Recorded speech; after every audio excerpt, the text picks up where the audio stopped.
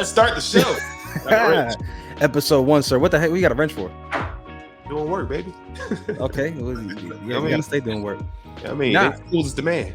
It's episode 1 of something that I think is gonna be real special. With somebody, I had to kick it off with somebody that's real special to me, somebody I know forever. This whole VisionHeir thing is birthed from the creative side of what I've been wanting to do for the longest. We started it at one point with the Tsunami podcast, had a blast with that. And I kind of realized I still got that hunger and that drive to create some content based around, I want to explore people's journeys that they're going through in terms of business, life, family. We're at a certain age now, we're like, you got kids, and we're not having the same conversations that we used to when we were in high school, middle school. And now we're talking about how to manage and chase dreams with kids in the mix, with significant others in the mix. And I still got to learn a whole lot. In some ways, I think from the outside looking in, it could seem like I made a whole lot of progress, and in some ways I did make a lot of progress, right? But at the same time, I got a whole lot of stuff to learn. And I always feel like that gap of knowledge is what stops people from getting to the level they want to get to. And you're never going to know unless you ask, unless you start having those conversations. So I had to get you on first, my guy. Go ahead, let the horns off. Let the horns off. I had to get my guy Roxx Alott, Jerome. Hey, 2 X's, 2 T's, 2 words. And I wanted to dive into some stuff that we've been talking about for the longest, offline, like they say in the office world. But I want to hear from you and from the audience of no one right now. Okay. They out there though. But why? So you've been doing a 9-to-5 thing forever. And, I mean, adult, like most of us, right? Like most everybody, right? And you have had the itch to start your own thing, to start your own business, to pursue that, and start doing the research and figure out what it is to work on your own. Why? I mean, it's the future. You can't. At some point, you wake up and you realize that you're putting in all this time and effort for somebody else's dream. Mm-hmm. Like somebody woke up one day, had a dream. And that dream allowed you to employ yourself and take care of your bills and family. And, you have dreams too. And it's just like they woke up one day and decided their dreams are more important than their job. And, everyone needs to get that courage to do that eventually. But what's fun? Like, so you don't come from a background where necessarily people already had businesses and stuff like that. I don't either. I don't have anybody in my family that had that drive or the idea necessarily or I think maybe the ambition to a way to go do it. Yeah, the opportunity too. You know what I mean? Do you think the people before us didn't have the opportunity? I wouldn't specifically your family and my family, like they didn't have the opportunity. I would never want to say they didn't have the drive. That's my thing. I wouldn't say they didn't have the drive. They just saw a different way to get their goals in the time they were in. You know what I mean? Well, maybe I'll say it this way. Then they didn't realize. I think a lot of people don't realize how attainable the opportunity is. I think it doesn't even occur to them that I could be working for myself, because historically you get told this is the 9-to-5, this is what you're supposed to be doing. And that's fine. I don't ever fault anybody for doing that. I don't feel like you're any less or whatever for going to do the 9-to-5 thing. That's dope. But for those people, I think a lot of times it's like, nah, it's not going to work. It's too hard. There's a reason people go get a job. Starting a business is incredibly difficult. Well, sometimes by the time they get to a space where they want to do something like that, there may not be time anymore for that. Sometimes people have kids and their life begins a lot sooner than their dreams do. Like you go to college for the wrong thing. You go to college and it's something that isn't your passion. And man, this is terrible timing. But you think somebody's at the door? Somebody's at the door? Go to the door. Yeah, 1 second. Go to the door. There he is. Sometimes your positions come from a place that begin with assumptions. Like the assumption. Oh, wait, hold on. And we're back. What? Sometimes your positions come from a place of assumption. Like the assumption that our parents' generation didn't even consider starting businesses. And I think we have to look at the fact that we grew up in a far more entrepreneurial time than they did. We look around now, we see the opportunity for business every single direction we turn. What we're doing right now is because we saw an opportunity for this. And our parents didn't have those. So I don't think they had less drive. I think it was less opportunity to pursue those paths. The opportunities back then were like jobs. Well, I agree that drive is not the word, because I could look back at my immediate family and see that there's always been drive. There's always been the drive to go Right. excel at what you're doing, and achieve and get promoted and move up and upgrade the family, quality of life year over Maybe year. not like That's always been the thing. they didn't think big enough. Maybe they didn't have enough imagination, perhaps. Like they didn't even imagine that they could pursue something like that. Like my mom did hair my whole life. So I don't know why she didn't just decide to make that a business. I know she had 4 kids. I know, she was raising all of us and we were all close in age, and a lot comes like she had bought her first house. So I know that was happening too, but I never asked my mom, hey, why don't you just go open up a salon and braid hair full time and make that your full-time business instead of but she had 4 kids, and a city job is a little more reliable than maybe a business is. And that doesn't mean she has less drive. It just means she's more pragmatic, maybe. Yeah, no, that's the thing. And I don't want to ever make it seem like Because you talking about my mom, man. Talk about my parents too, but I'm saying that's I always your parents. I don't ever want to put it from the position of if you try to own a business, you're somehow superior in any kind of way. I'm just saying, right. I come from a situation where I grew up thinking that to own a business was for a certain elite class of people. Okay. And I think that I think that my perception comes from stuff that may have come maybe by byproduct, not on purpose, not told that you can't do it. Right. But I think that's molding in like, oh, it's not possible, until I kind of like went out and jumped after little goals and saw this is doable. And flipping, when it went from music to, okay, I sold 10 CDs, maybe I could sell 20, maybe I could sell 100. I mean, proof of concept is mad powerful. If you do anything and you just show yourself that, hey, this worked on a small scale, and then we always talk about, everything's scalable. Like you just said, you sold 10, maybe I can sell 20. Mm-hmm. But a lot of people don't give themselves that opportunity. They don't see that opportunity. They don't see where that risk is going to lead to that reward. And I think it's really, you have to have a certain passion for what it is you're doing. And like, it really is just a burning passion and a desire. And I've had times in my life where I've sat and looked around and said, man, if I could replace my career with my passion, I would have been rich 10 years ago. I think you can, though. And in 2022 now, it's more evident that you can. Because a lot, especially if your passion is something that can be distributed direct to consumer through the internet. Right. There's really no excuse. If you're a graphic artist, if you're a videographer, photographer, if you're a rapper, any kind of digital medium, there's no excuse for you to say, you in general, that you can't go pursue your passion and start a business if that's what you really want to do. I think what happens is people are caught up with the fantasy of what owning a business looks like, and they don't want to necessarily do the work. And when they see what the work is, they start putting up excuses and saying, well, there's no way to do it. I can't manage my time. I got too much going on. It's like, maybe you're just not built to grind through it and make those calls yourself and start from the bottom and start developing a portfolio. Because I'm gonna tell you right now, one of the hardest things for me that's been as a business owner now, one of the hardest things it takes is the discipline to get up and go do something when nobody told you to go do it. But I don't know that is that. I think that people just have no idea the amount of work that goes into it. I think they might go into it thinking it's just like, hey, I'm just doing the same thing I've always been doing, but officially now. And I think it's far more work than that. And I think it's far more work than that. And just turning your hobby into a business overnight, the long hours, the marketing, the talking to customers, the sweet talking to customers, you know what I mean? Making them feel valued and that value add that comes from working with your business. And I think people don't realize they have to do that. It reminds me of the stories of the girls on Twitter that have all these wild, ridiculous rules for how they will set up and do hair. Like you got to have your hair already washed. You got to have it already in cornrows. You better bring your own. But your scalp better be greased before you get here, or it's a $50 upcharge. It's like, It's like, wow, you didn't really consider what it would be like to work with a wide variety of customer bases. And now you're coming up with all these crazy rules after the fact because you didn't consider your marketing or your pricing strategy going into it. You thought $50 a cornrow was going to be fine until you realize you washing hair, you combing out hair, you greasing scalps, you doing all this extra stuff. And all of a sudden you realize your price point isn't hitting and you're taking it out on your customer. And you didn't realize it would be that way when you thought you was opening up your boutique.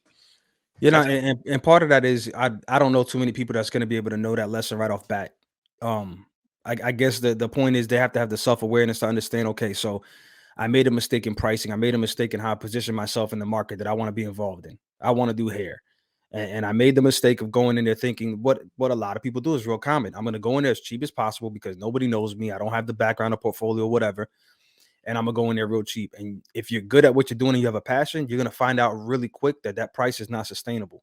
Right. The more and more you learn, your ambition, if you went in there with a passion to do hair, and then you go in there and say, I'm gonna do it for $30, and everybody else around you at the bigger barbershops are charging $150 for that service, but you're going in there at 30 because I gotta do it. You're gonna bite yourself and you're gonna shoot yourself in the foot. Yeah. Because eventually you're gonna learn about taxes, you're gonna learn about marketing, you're gonna learn about the long hours, and you're gonna start to resent.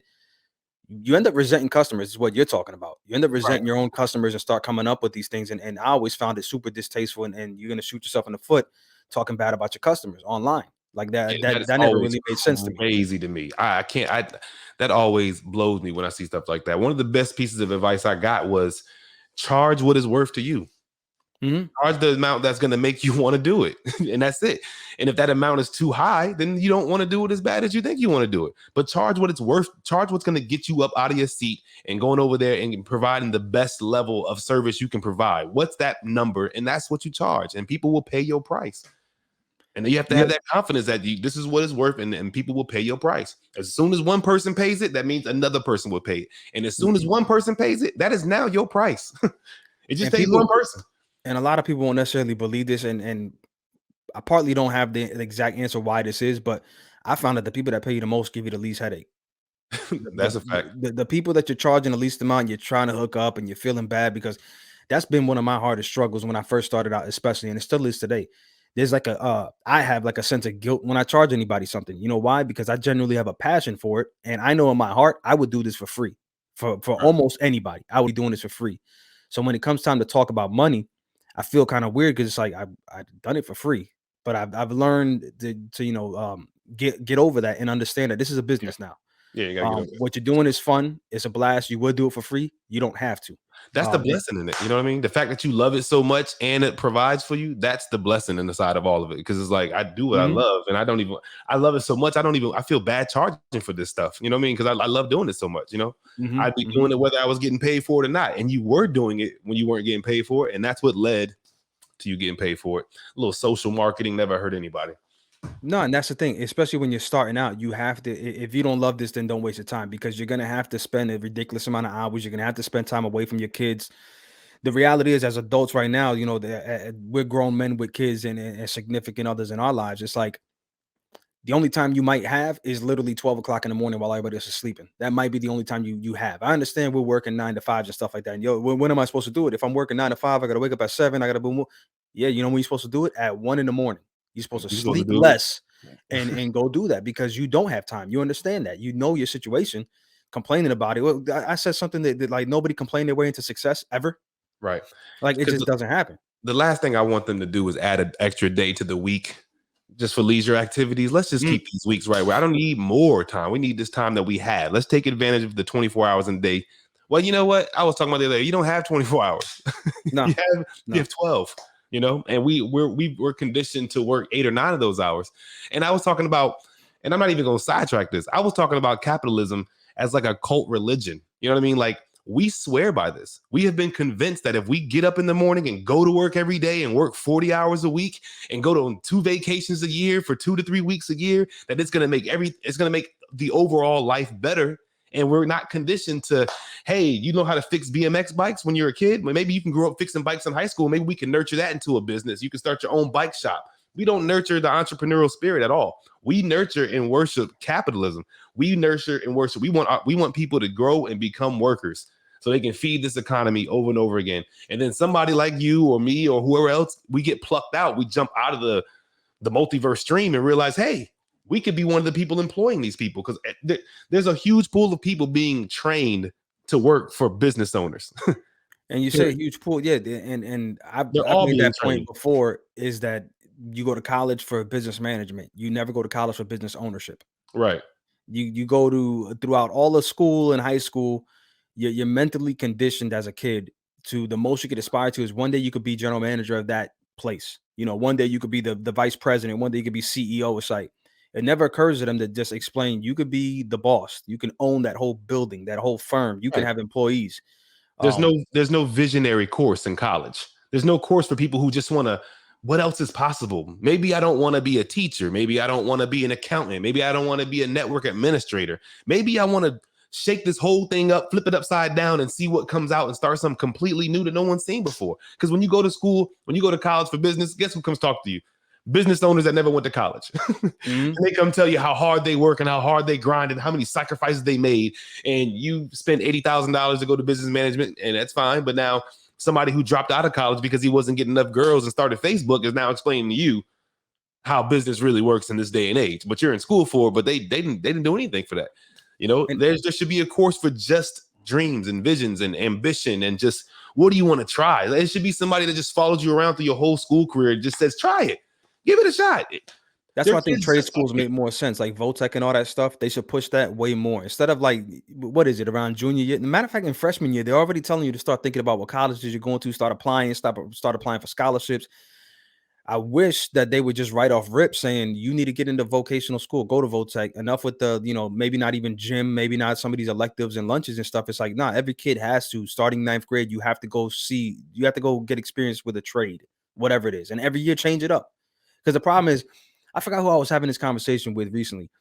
Society expects you, like legally, at 18 years old, your parents could tell you goodbye, get out of my house. Legally, they could do that. Now, hopefully, most don't do that, right? Legally, they can't. Society says that this is acceptable, that at 18 years old, I can kick you out of the house and say you're on your own. How are you going to provide for yourself? And this can go into, I don't even want to get into the whole minimum wage thing, but that's a factor too. But how are you supposed to provide yourself at 18 years old, legally, society saying, law saying you can get kicked out when you've never had a real job? And you don't have the background and the experience to go get a job that's paying you enough to give you the health benefits to be on your own, to go have your own apartment, to have just a modest quality of life, period. They're not teaching them at all. Like I wish, and I don't force my own kids into any kind of path, right? But I do tell them just, you better have a plan. You have to have a passion and have a plan, and don't think that there's something that's impossible. If you want to go do hair, if you want to draw, if you want to do whatever, you can go do that. You need to start developing that plan now, and don't ever rely on when I get, a certain age. Like right now, so I got 2 daughters and a son. My daughter's the oldest, and I tell her, I wish for you to get married. I wish for you to have kids and all that stuff. But I also wish for you not to wait for the right man to come in your life and to rescue you and bring you into your own house. I want you to be self-sufficient. I want you to be able to, like on your own, be able to buy your own house and make the decisions on your own. So when you go find somebody else, you can combine and be even better. But I don't want you waiting to be rescued. Yeah. Want something outside of a man, basically. Yeah, no, you gotta, we know what, you gotta be happy with yourself. You gotta be able to take care of yourself before you bring somebody else into your life. Definitely. This whole make me happy, make me whole. I don't agree with that. It's generational too, though, man. Like we have the wherewithal, the foresight, the hindsight, the benefit of our parents' experience. We know that if we start nurturing that young, that there could be that could be a seed that grows from that. We see other kids, we see people, our generation can see it. Like we can literally see the things that we couldn't see when we were kids now. People that can make money playing video games, just dunking a basketball. That's it. All they do is dunk. That's it. You know what I mean? Like people that could just watch other people play video games and talk about it, and that they make money just doing that. It's like almost anything's possible now, but in other generations, anything wasn't possible in the way it is now. And so we can feed that into our kids in a way that our parents couldn't necessarily feed it into us because we've seen it and we know it. And maybe the next generation behind us, maybe I do feel like the generation behind ours has more entrepreneurial spirit than the generation we came from, because they see it. They watched us do it. They watched us create Facebook and Instagram and everything that builds the internet now, we pretty much did. So now they're taking that and they're going even further with it. These kids are making money dancing off beat. Like they have gentrified dancing in rhythm. You don't even have to be on beat to dance no more. That's crazy. For sure, the barrier of entry as far as business has gotten a whole lot easier. It's never been more accessible to go direct to your consumer. It's never been that. But that's to your point. There's less excuses. There's less reason not to do it. There's less reason to turn any little hobby that's on a small scale. If you have a lemonade stand and you only go out there Saturdays, but every Saturday you go out there and you make like $15 selling lemonade for $0.25 a pop. What if you went out on Sundays? What if you went out an extra day of the week? And it's all scalable. It's all a business. It depends on how serious you approach it. It depends on how serious you take it. So how serious are you taking it? And I don't, of course I know some of the answers, but I want to talk through it in terms of, it could even be a living journal. Where are you today? What do you want to do? Like, what's the next step? Well, I'm finally at a place in my personal life where it's wide open for me. I've never had this much control over my life and my day to day, and I've never been able to have such personal goals that all I do is focus on exactly what it is I want to do. It's been a very long time in my adulthood, if ever, that I've had this kind of space. And so since I've gotten this space, oh man, time is fleeting in your life. So I don't know that I'm going to have this opportunity to put this much time and effort into my passions, my music, my IT work, my podcast, and all those different things. So I'm just pouring all into it. That's it. Because I have this time now. I'm at a point in my life where I've started things over and there's a lot of space. And going forward, it can be whatever I want it to be. And I want to fill that space with the content and the passions and the LLCs that are going to make that happen, because I've been an employee for a long time and I want to retire from being an employee. Now, I don't think our generation has a traditional retirement. They snatched that from us right around the time we became adults. They snatched our traditional retirement away from us. So there's no such thing as 20 years at a job and they're going to make sure you're comfortable until you die. Social Security is not going to exist either.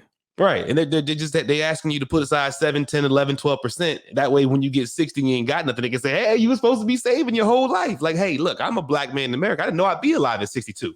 Be honest with you. So I have a different retirement plan. And right now, my first retirement is to retire from being somebody's employee. I do not want to get out of my bed to go do something that somebody else dreamed of, and then they've convinced me to come do it for an hourly rate. I don't want to trade my time for money that puts food on my table anymore. So where does that come from, though? Does that bother you? That, like, what's the motivation? What's the spark? Because I'm gonna tell you like this. It's always been there. It's just looking for the opportunity to start that transition away from it. Because I'm a great employee. I'm great in my career. I'm great in what I do. I've been told everywhere I go, I'm told I'm the best. It doesn't matter to me though. But like, what's like the epiphany? What's like the Morpheus moment where it's like, I'm gonna take the red pill? Like for me, for example, I never felt like I'd be successful with a certain amount of money. Money to me never equated to the success I wanted. I always, for some reason in me, I feel like I'd be successful when I could offer somebody else a job. That to me is like the moment where I'd like, for something, I'm wired that way, where it's like the day I can offer somebody a job, I did something, worth celebrating, something to be proud about. Right. Other than making a certain amount of money, it never occurred to me that was something to brag about. I'm like, somebody's going to always make more money than you. And we all spend our money different. So it doesn't matter. I've seen, us making less money than some other people that got way more money, and we still live better lives than them because they just spend their money differently. Right. Well, so for me, you say, like, it's like, I don't want to work for somebody else. Like, why? It's the company I work for now. They gave me the best opportunity I've ever been given. It's the best. It's the best professional move I've ever made. And the gentleman that owns the company, he had a eureka moment about 13 years ago when the company he was working for folded. And he was like, man, people tell me I'm the best at this. People tell I'm really good at this. People tell me they only hired my company for me because I work there. And that's me right now. I'm the guy that people go to that company because they heard Jerome's going to come do the job, or, that they've heard of me. And I'm like, man, the guy that's hiring me has the exact same story that I have right now. And he one day just said, you know what? I'm not going to go get another job. I'm going to start the job. I'm going to be the job.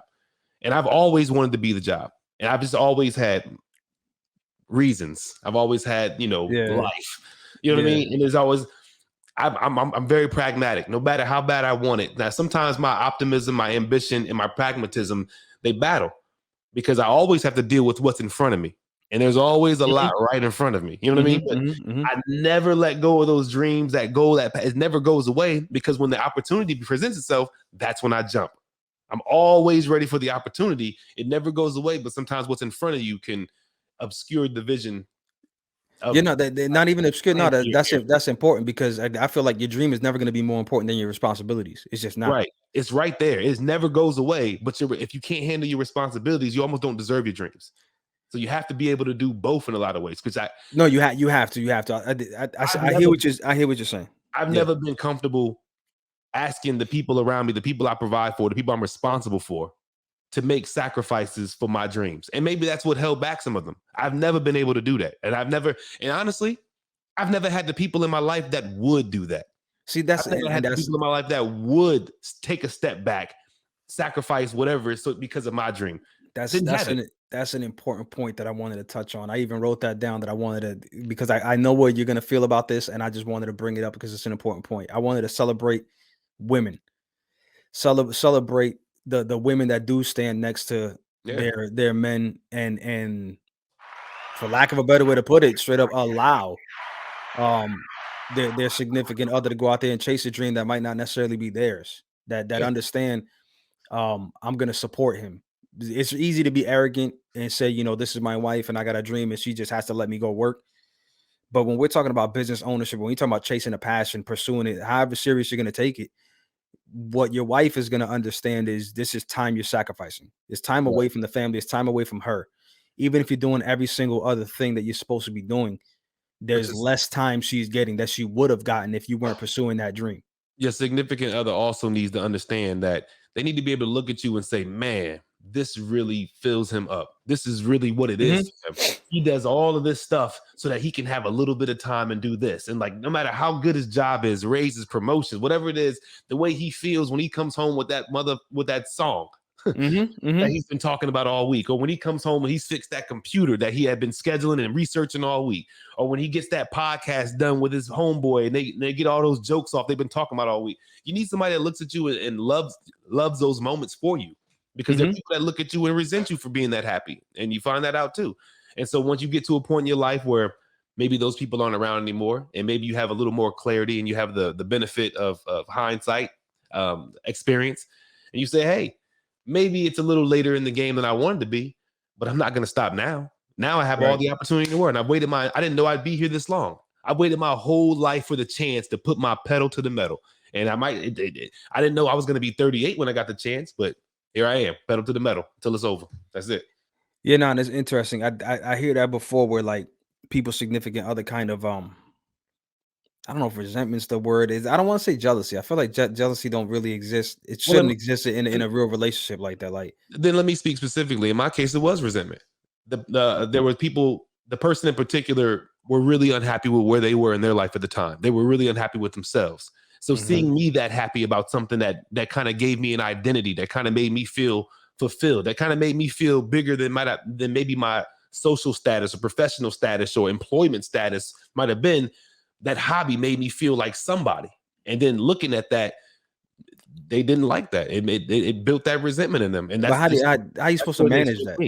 You don't. How do you You don't. It's the most toxic thing you could ever hear. You don't. You know what I mean? But luckily for me, I don't even want to say luckily. I found out long after the fact. This is all I wasn't in those moments learning this in the moment. I found out years later that, hey, you know what? I always felt bad that, I didn't support you as much, and I worked against your confidence because I was jealous of how happy it made you. To hear those words, it's stunning. But in the moment, I didn't know it was happening.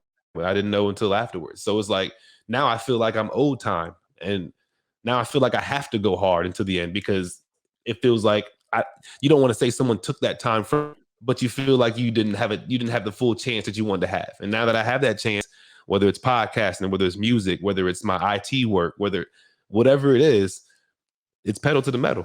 That's it. but Because how do you fix that? How do you fix that moving forward? Because this is in some ways this is kind of foreign to me. Like I know what it is oh the no, fight moving about forward. time where to fight with your wife about time and stuff like that. And I was doing this, I was too busy for that. Why don't you spend more time doing XYZ? But you're I don't talking know. about something a little more heavy in terms of the way I put it is the work should never be held against your significant other. You shouldn't use the what they're sacrificing for in an argument. Um, it just that creates resentments both ways, Well, this isn't a especially. I didn't want to make this a relationship podcast or anything, but every relationship goes back to the 4 C's: consistency, communication, consideration, and commitment. Business relationships, romantic relationships, friendships, 4 C's. You Mhm. have to keep those 4 C's in mind at all time. And shout out to Shannon. Shannon was the originator of the 4 C's, but you get one shout out, and after that, it's on me. But the 4 C's work in every relationship. So if you're with somebody who isn't as considerate, which one of those C's can you do without? Can you do without consideration, commitment, communication? Like, which one can you miss? And so no matter what the situation is in, and this is something I learned after that situation, after the fact, hindsight, Mhm. years later. Mhm. Um, if you're missing something that's important to you, it's an automatic red flag. Imagine loving someone who can't be considerate. Like, even communication, consistent. You know what I mean? Somebody who isn't consistent, and that's just the type of thing you have to look out for. But I mean, going forward, that's what self-care has been so much about, is not letting external influences influence my confidence. Because you couldn't have told me I wasn't confident. I being pragmatic. I thought I was saying, you know what? I probably should stay home and watch my son a little more and not be spending my money going to the studio, because that would impress my wife more than me going to the studio and recording a rap. In my real life, my real day-to-day, when I came home from work, the person I need to make happy, I can make them happy by not going to the studio, as opposed to going to the studio and then having to explain, you know what I mean? And so it was just a pragmatism that I don't have to deal with anymore. And not saying it because I'm super single, but I'm just saying, like, I've taken control of my life, and I'm ready. Is it something in those situations where you could have done that later in the day? Is it something where it's like you were trying to force a situation where it's like, I got to get it done at 5:00, and it's like, nah, you need to be here for the kid and go do your rapping at 2 a.m. I mean, you were there. I brought the kid with me, so I get it. You know what I mean? Like, yeah, no, but and I guess going off of that, like, people need to understand in general, if you're starting this from zero, which I think a lot of people will, especially at the beginning of the year, right? There's going to be a lot of adults saying, you know, that now's the time with the pandemic and everybody home, and this, you know, the home businesses launching now. There's going to be still a lot of excuses. There's a lot of, you know, my wife, my girl, my kids, or whatever, and it's like, you're just going to have to accept the fact that everybody's going through this. Everybody has significant others. Everybody has, and we're not even touching on the fact that the personal mental stress you go through, the emotional stress you go through as a person driving, you know, the dream to have a business of your own, which is something I start talking about more and more often. I used to be super, super closed as far as emotional and never talk about what I'm thinking and what I'm feeling. Lately, I've been more like pausing everything going on and saying, I need to be understood for 2 seconds. I need people to hear where I'm coming from, where my brain is at, and why I react the way I react, instead of just reacting and demanding compliance. Yeah. I'm more kind of like explaining where these things come from, where these feelings come from, what's going on in my head. If we was on the phone, I worked too hard. You deliberately disobeyed me. You deliberately disobeyed me, Simba. You deliberately disobeyed me. And what's worse, you brought Nala in danger. That's how it be. No, that's how it is, though, man. No, real spill. Even back then in those days, though, I would work really hard to eliminate those excuses. Like, I used to take my son with me everywhere I went.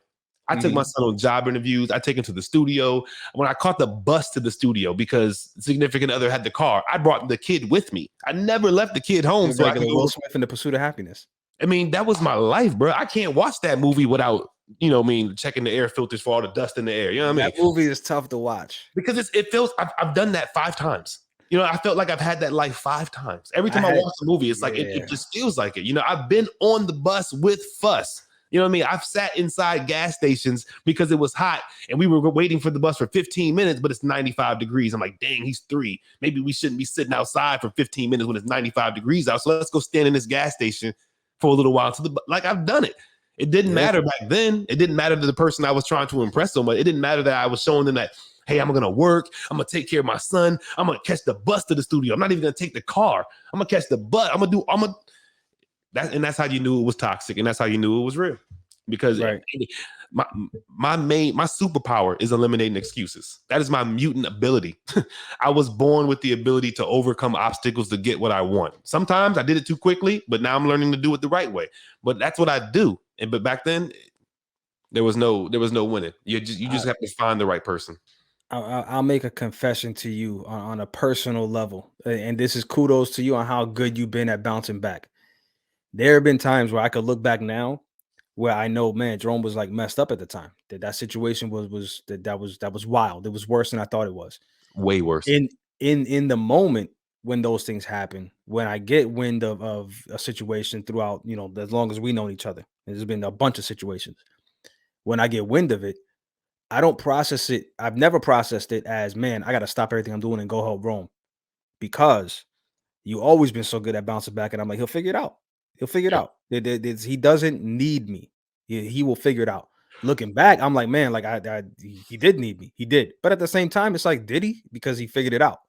It's a gift and a curse, man. There's been times I've looked back and I said, man, why wasn't more people like, you know, but then everyone looks at me like this Roxx Alott superhero. You know what I mean? Like, everything that happens to me is like my origin story. Every time something bad happens to me, everyone's like, yo, this is going to be the moment that Rome is going to do what Rome does. And it's like everyone just steps back and watches like, okay, here it comes. He's about to do it again. And then I do it again. Yeah, and it goes to the conversation. Nah, for sure. The air horns for that, because you've never failed to bounce back and show that it can be done. And I bring you up a lot of times, like on personal conversations. I'm like, I It's don't want gotta to be hear it. hard for those people. Yeah, it's gotta be hard for I'm your like, friends. I don't want to hear it. I don't want to hear it. I'm like, yo, there's you, and I could think of like maybe one other person where I'm like, Jerome Baker is going to make it real hard for you to give me any kind of excuse about what you can and can't do. I don't want to hear it. When you have the background that he has, where he comes from, the things he went through, the things he did to himself, and still makes it work, and is not out there crying to everybody else about I can't do it because of XYZ. He just makes it happen. I don't understand how to explain to people how personal the sense of urgency is when your life is in shambles. Like, I don't know how it feels when your life is in shambles, but when my life was in shambles, I know the urgency. I know that anxiety. I know that weight, that knot. I know that I have that feeling. So I'm not doing this to impress the masses. This is my real life. If I don't figure this out, I don't have somewhere to live. If I don't get this job, I can't feed these kids. Like, if I have to do this. I don't know why these other people out here, I don't know why they don't have the same sense of urgency. I don't know why they don't. I don't know why. I just know this is my real life. Like, I really have to do this right now. There's no waiting. There's no excuse. There's nobody that's going to come out of the sky and save me. I have to get started right now. And I've had to start it so many times. I know that. You got the drive that comes from, though, for real. Like, that's, you have to be at the literal bottom. You have to be in a space where it's like, no, this is it. If I don't go do XYZ, it is over for me. I will be on the street. I will not have my kids. They won't be safe. Like, anybody that makes excuses has not really hit their real rock bottom. No, and that's the biggest point. I have a lot of people around me that will talk about how hard it is and stuff like this, and how difficult, and everyone needs to understand their situation. Everybody has to. And I'm like, talk to me when you go away for 2 years and you have no job and you have nowhere to stay and you have to just go figure it out. And then you do figure it out. It's incredible to me. You know what used to get me upset? And this is like a self-serve. I don't know how to put it. I think about, man, what if I didn't grow up trying to survive so much? Like, what if I didn't grow up always trying to scrape by and survive and get to the next Friday or the next check or the next day? Like, what if I grew up with, what if my experience didn't come from that part? What if I was able to use my ingenuity, my resourcefulness, my troubleshooting skills? What if it wasn't just to figure out how to pay the lights before Friday, or pay the rent before they put a notice on the door, or pay the car before they come and get it? Like, what if I could use this for something else? And that's what I want to do now. Like, I've always just been a genius at surviving regular life because I'm a genius. And when you apply a genius to paying bills and getting a car and getting a job, this is easy stuff. Like, I want to change the world, but right now I really do have to figure out where I'm going to live, because I got 2 kids that are sleeping on couches or wherever I have this real stuff in front of me. But what if I wasn't solving these little problems? What if I was solving bigger problems? And that's why I want to retire from working for people. I want to retire from working and spend the rest of my life doing what I want, solving the problems I want, and making my life the way I want it to be until I'm gone. I don't want to work until I'm 60 and then hope I have enough years left in savings to survive before I have to work at Walmart. Like, hey, if you're lucky enough to live past 66, you'll have to get a job again. Like, right. What is retirement? If I have to go work at Subway on Saturday mornings because my SSI check doesn't cover my rent. And how old do people think they're going to live when they talk about somebody work till 65 and then rest? It's like, I got to give it until 70 because of XYZ. It's like, you think you're going to live to 80? You think you're going to live to 90? Like, that's not guaranteed. Nah, at all. Like, at all. You're supposed to retire. You think you got 30 more years after retirement? 30 more years?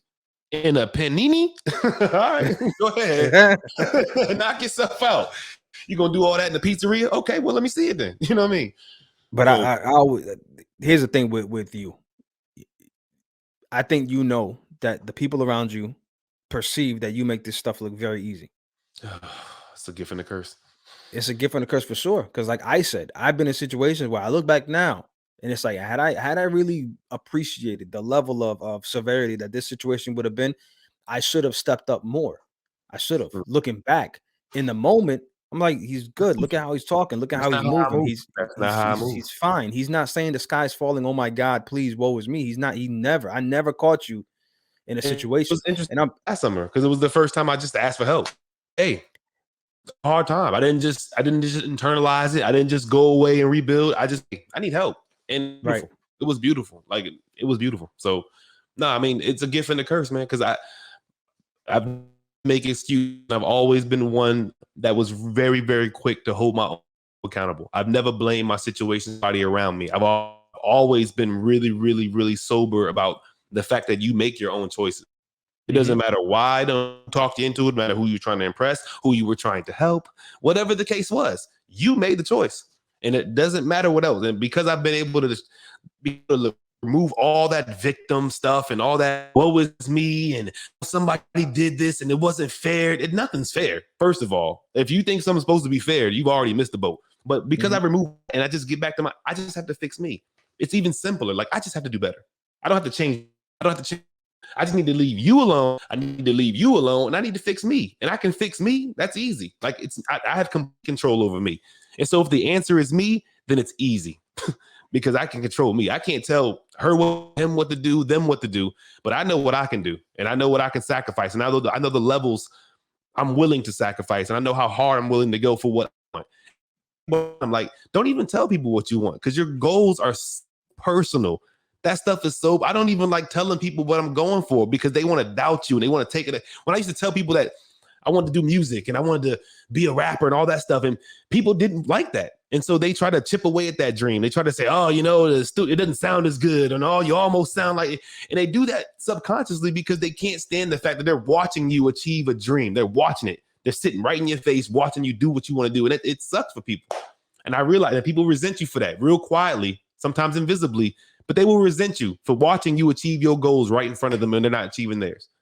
I realize there's a lot of people that are happy for you. They're happy for your success as long as your success doesn't surpass theirs. Right. It's like, yeah, you got to win. That's awesome. I'm celebrating for you. But then when that win becomes what they perceive to be even bigger than theirs, all of a sudden there's like jealousy and stuff. It's like, or something they deserve. Yeah. Or something they feel entitled to. Like, wait a minute, I'm a better rapper than him. How come they didn't? Oh, hey, I'm a better businessman than him. And oh, hey, I'm a white. But yeah, people start to really have a sense of entitlement, about things like that. So that's all around. I don't understand. And that's something that doesn't occur to us because we didn't have a ton of stuff that those opportunities didn't exist when we were younger. No, it's just weird. We grew up in homes where it's like you shut up and you go work, you go get it. That's it. It's weird for me because it's almost like my whole life I'm so used to people watching me, wanting me, and waiting for me to fail that it's like I know I have an audience. Like I can't even pretend like I don't know people are watching. I know you are. I know all of you are. I watch y'all message me. I watch y'all like and comment. I watch y'all say stuff. I've watched your comments. I've heard your comments. I've heard the stories of things you said when I wasn't around. I know that you all are watching me. Everyone's paying attention. I know everyone's paying attention. Excuse me.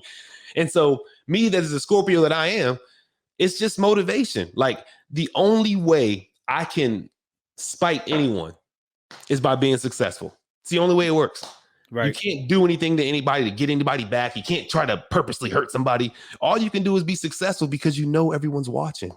They're paying attention. They're watching you. And when you completely disregard those resentful haters, whatever you want to call them, and you're just successful and they see it. You see their name on your little Instagram story. Every time you post a song, those names are always there. On every single video, like the whole song. It's like 8 videos for one song. You watch the whole thing every single time, but you don't like it. You don't respond to it. You don't send a message. You don't do anything, but you watch it every single time. Every single thing I've said in the rhyme, I know you've watched it and you've listened to it and you've heard it, but you don't want me to know. You don't want to acknowledge it to me at all. You don't want to say nothing. You don't want to put a like there. You don't want to do nothing. But there's like 8, 9, 10 of y'all that are watching everything I do. My son's videos, all that, and y'all don't like me. So what is it? You know what I mean? So because I can't do anything to you, all I do is just be successful because you're watching. And it has to either be interesting or it has to hurt because I'm never going to stop trying. I can't help it because y'all are watching. What would you do if I stopped? You know what I mean? Like, I see when I go on a date, I see your name there. When I put a song, your name's there. When I get a job, your name's there.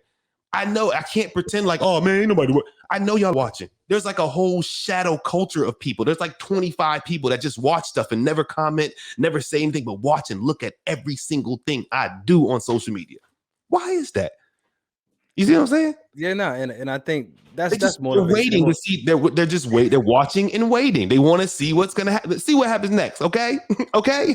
That could be good motivation. It's motivation a lot of times, right? But at the same Spite them with time, your success. That's it. All you can do is spite them with your success, because you can't do anything petty. I mean, you can be real subliminal on a podcast about it without saying names, but other than that, all I can do is keep going and growing. And when whoever's watching this from whoever's parents' house they're staying in, they can just say, "Dang, he did it again." Man, I remember he did it again. And you can sit back and keep being impressed like you've always been with my life. I'm glad. But yeah, it's interesting, man. Like, it's motivating, though. It's motivating. But the higher level of Super Saiyan would be to be doing something that you love so much that you don't need anybody to watch, and you don't care who's watching, and you don't even check for it. Yeah, I used to care a little bit, but now it's like, now that I don't care and I know they're watching, it's like, oh, it's like, oh, I'm gonna do a song about anything. You're paying attention. Let me give you the details. Happy Sunday. We just beat the Vegas Raiders. You know what I mean? Like, I'm gonna give you all the details. It's like the Roxx Alott audio universe over here, bro. Like, you have to tune in. You know what I mean? All this stuff ties together. The movies, the Disney Plus, it all works together, man. It's like one timeline. It's a multiverse over here, bro. It's terrible. To kind of start wrapping it up. Yeah, to wrap it up. You said the multiverse. You said the multiverse. Give me a 1 to 10 on Spider-Man. No Way Home, the last one? Yeah. Ooh, hey, look, I'm an MCU fanboy, man. I'm gonna give no it a spoilers. 10. I'm gonna give it a 10. I'm going 10, bro. Hey, look, I like the fact that Marvel gives us what we want. Okay, like, I've gone to movies that were trash and we've been mad when I got there. Like, this is terrible. When I go to a Marvel movie, that $11, $14, $21, $22 is gonna be worth it. I like it. Yeah, I did the Dolby Atmos, whatever. It was like $20 a seat. Give it up. Now, and the theaters are getting better. Don't go to no Regal Cinemas, though. Regal Cinemas. Go to AMC. Go to the Dolby Atmos and AMC. The 3D audio. Yeah. I was about to say, leather recliners. Man, somebody had a gift card. I went on a date. Girl had a gift card to Regal. That's why it should have been a red flag. First, I was like, but it wasn't a date. Like, we just wanted to go to the movies. You know what I mean? I don't date nobody. You know what I mean? I'm trying to get this stuff together. Said Regal, you might as well throw it on Disney Plus and call it. Come on, man. That's what I'm thinking. I'm like, yo, this would have been better at my house. Like, this is trash. But I'm 10 inches bigger than the TV I got in the living room. What are we doing? I'm an MCU fanboy, and I like that Spider-Man gave me everything I was looking for, everything I was hoping for. Like, all the movies do. I just got done watching Eternals. I watched that like 3 times a day. It's a little different. Yeah, it's good. It's really good. I think it's I think it's the only Marvel movie besides Black Widow that should have went straight to streaming. Not because it's bad, but because you need to sit down and watch it. Like, you need to sit down, and it's a little more. You typically sit down and watch movies. We need to put your phone down for a little bit. You know what I mean? Like, that type of thing. You need to kind of get into the what's the word? The world building, the idea, the story. They're creating a whole new vibe. You know what I mean? And you kind of got to get into it. They made some mistakes with the exposition. You know, I thought it was a mistake to start the movie with the word scrolling. Like, this is Star Wars style. Yeah, that's exactly what they did. And I thought, I'm like, this is Marvel. Because what Shang-Chi did is that same exposition was a flashback of fight scenes and storytelling. But in Eternals, it was just a few paragraphs. Like, a long time ago, you know, the Celestials. And then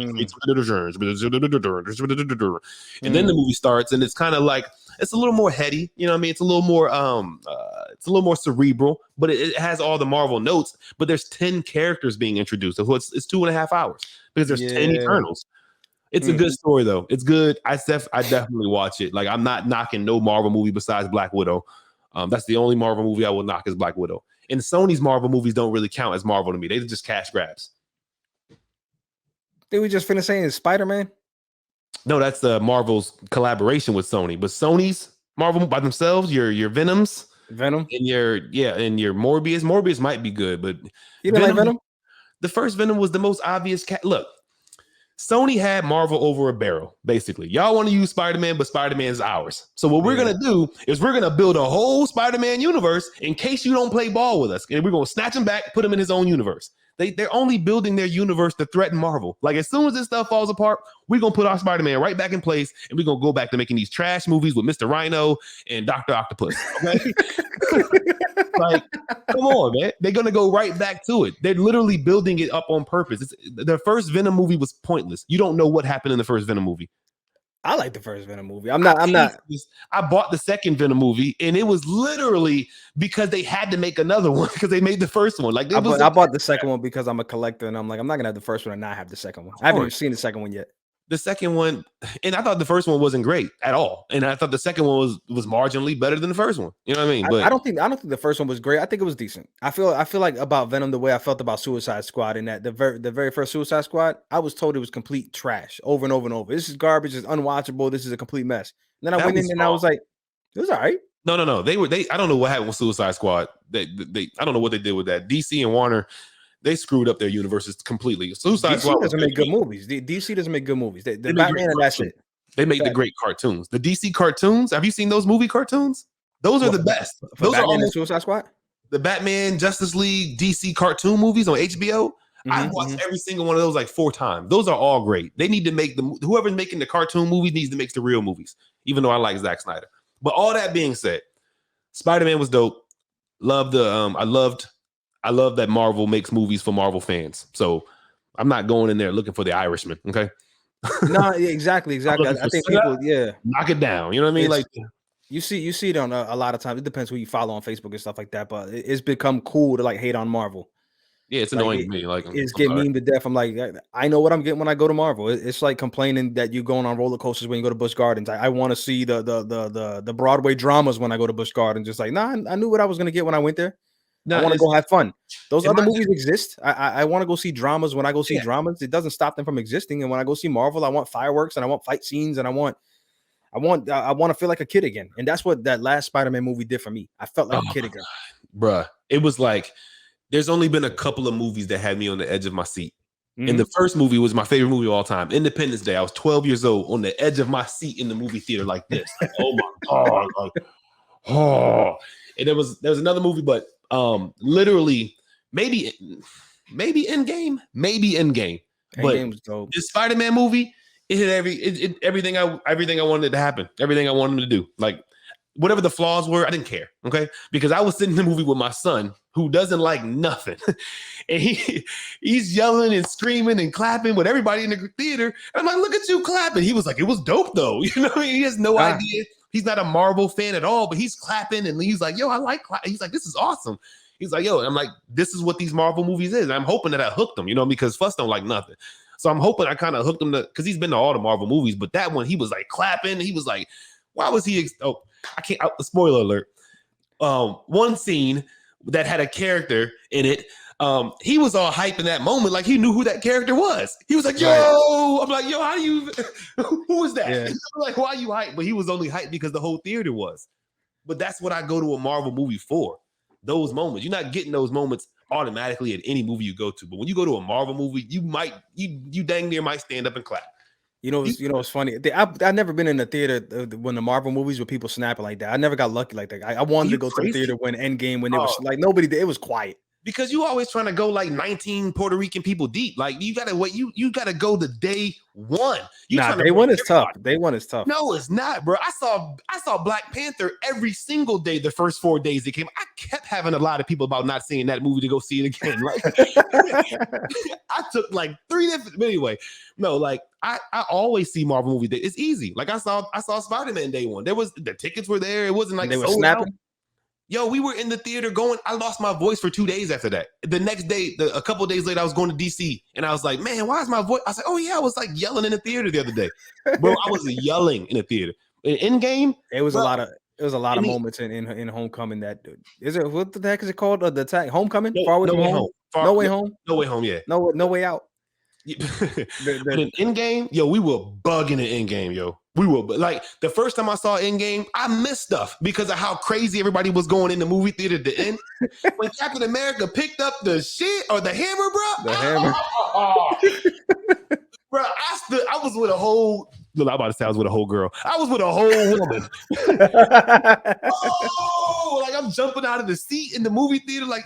because of the call back to Age of Ultron where he kind of moved the hammer a little bit. When he said Avengers Assemble, they had teased that a few times in the movies where he says Avengers and then they cut it off. Yeah, and then finally said Avengers Assemble. During Spider-Man, during certain moments, I was like yelling. Like as soon as certain things happened, I was like, "That's the wrong." Oh, I know. Like I knew it as soon as it happened because I was ducking spoilers like COVID leading up to Spider-Man. I got crazy lucky. I didn't see a single spoiler. Now there was stuff I knew was gonna happen just because of the hype and the stuff going on. Right, there was stuff that I was hoping, but I didn't know nothing for a fact going in. Yeah. I knew this stuff. Like I knew the spoilers were crazy, but I knew that Marvel has been really good about like Marvel makes like fake trailers now. Like they'll Photoshop their own trailers. Like in Spider-Man, clearly there's a rumor that we all know about. There's scenes that didn't appear the way that they were supposed to appear. They just completely altered the scene by subtraction in order to make it look like we didn't know what was going on. I was like, wow, I like that. They're doing that a lot now, though. They've been doing that since Infinity War. Yeah, they've been doing that in video game trailers and stuff like that. When rumors start getting out of hand, they start throwing the entire scenes. Did you hear that? What was it for Endgame or whatever? They shot like 5 or 6 different endings on purpose because they were worried that the actors themselves was going to leak stuff. Right. That's why Tony Stark's wife didn't even know what movie she was in. They said I seen Tom Holland talking about the scene where they all get together to say goodbye to Tony Stark when they're like at the lake or whatever it was in front of the house. That they had told Tom Holland get dressed like you're gonna get dressed for like a wedding scene. Oh, okay, yeah. Like they was like, and then he said that he showed up on set and was like, "Yo, where's Robert Downey?" It was like because we're filming his death scene. He's dead. But no, I think it's dope though, man. I like Marvel. I like what they're doing. I'm very supportive. I like the way my anxiety is set up. I like to know what to expect when I go to places and do things. So when I go to a Marvel movie, I know that this $21.95 I spent to see it on Friday night instead of Thursday night is going to be worth every penny. Yeah. And I often go see Marvel movies like 2 and 3 times though. Like I always go see it the first time, and I probably end up going back the same weekend to see it again. Sometimes with someone else, but oftentimes because I want to see it again. If I take my son, I'm not taking my date. You know what I mean? Like, you're not coming with me with my son. This is me and his time. I'm not bringing some girl to go see a movie with him. You know what I mean? So you separate that? That's good. Is that a hard and fast rule? I mean, how many times you got to try to start a family before you just stop? You know what I'm saying? So, like, now it's separate. It's like, no, my boys are completely separate from anything I have romantic. And I don't have nothing romantically going on. I don't want nothing romantically going on. I'm trying to get my stuff together. You know what I mean? This is all the self-care. It's all about Roxx Alott, you know what I mean? LLCs, felonies, and degrees. You know what I'm saying? That's it. You ain't heard that song yet. You ain't heard that one yet. That's it. I saw the quote on, I think it was Instagram. Yeah. As soon as I come up with that first line, boy, it's done. It's done. But I've had this wisdom tooth, and it's been, I can't rap. Like even talking too long makes it hurt, and it feels a little swollen. But I put it through. You know what I mean? It's my boy. You know what I mean? Yeah, he brought me over a shiver robe. You know what I'm saying? But I appreciate it, man. We're gonna see where this thing goes. I started with you because I had to start with you. We've been talking about podcasting forever, and we're gonna do yours. I'm gonna get on the guest side of your the whole. Yeah, I was recording this whole episode. You might hear your episode before you hear your episode. Now you messed up. Let me drop this first, and then you could dual post it or whatever. Hold on, let me do my intro. This is one of the greatest. Can we get a chance? Hey, we ain't putting no verified thing on my stuff. I know. Ruin my get me a takedown notice on the YouTube. Yeah, you worried about the DMCA I'm content. putting it everywhere. I'm putting it on YouTube, Facebook. I'm putting snippets on Instagram. I wanted to be more ready, all that stuff. I wanted to have all the, but I was like, you know what? I'm gonna just sit down the pod, man. That's what I do. I don't do a whole bunch of extra. That's what I like about this platform here. It's like it's wherever you are, whatever you got. Like, let's just go. This is not an ad. I'm not even mentioning their name, even though I'm about to say, if you do a couple Googles and stuff like that, you check it out. You see what we're using. Yeah, but that's dope, man. I'm here, man. And we're gonna start this multimedia conglomerate content empire. You know what I mean? It ain't gotta be an empire. Let's just do it consistently. That's always been your message: is whatever you do, just do it on the level you can do it consistently. That's the lesson I've learned. Let it become what it becomes. Stop worrying about putting time limits on your success, time limits on your milestones and stuff like that. Just decide what you want to do, what you want it to look like, and stop going by a calendar that by year 3 I have to have 3 employees or else I'm giving up. Nah. Right. Just come up with goals and stop worrying about the time. Do you plan on dying tomorrow? Because I don't. Just get it done. I don't think a lot of us, plan But on it's like why put it on the calendar? Why give yourself the mental stress of I'm too old, or I got to get it done by this, or I've been doing it for 3 years. How much longer do I have to do it? It's like, No, yeah, that's why real stuff though. why are That's you real adding stuff. that stress to you? Do you think you're gonna die tomorrow? What is the point? What is this clock that you're giving yourself that you feel like I got to get it done now in X amount of time? Yo, I have been an adult for 20 years. And I put so many arbitrary timelines and deadlines on my dreams and goals. And I had to do an album by this, and I had to be famous by that, and I had to stop rapping by this. And it's like, I'm still nice. I'm not gonna stop until one of y'all better than me. How about that? I always put it like that with the music has been the clearest example for me. That I always told myself, oh, you can't be 38 rapping or whatever. It's like, why not? Why not?